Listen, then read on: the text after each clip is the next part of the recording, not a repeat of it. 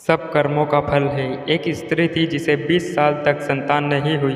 कर्म संयोग से 20 वर्ष के बाद वो गर्भवती हुई और उसे पुत्र संतान की प्राप्ति हुई, किंतु दुर्भाग्यवश 20 दिन में वो संतान मृत्यु को प्राप्त हो गई। वो स्त्री हद से ज़्यादा रोई और उस मृत बच्चे को सब लेकर एक सिद्ध महात्मा के पास गई।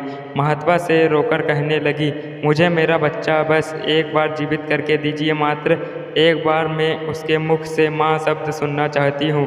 स्त्री के बहुत जिद करने पर महात्मा ने 2 मिनट के लिए उस बच्चे की आत्मा को बुलाया। तब उस स्त्री ने उस आत्मा से कहा, मुझे तुम क्यों छोड़कर चले गए? मैं तुमसे सिर्फ एक बार माँ शब्द सुनना चाहती हूँ।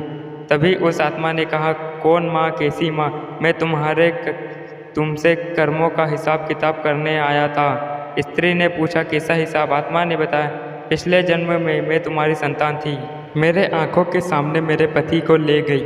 मैं बहुत रोई, तुमसे अपना पति मांगा, पर तुमने एक न सुनी।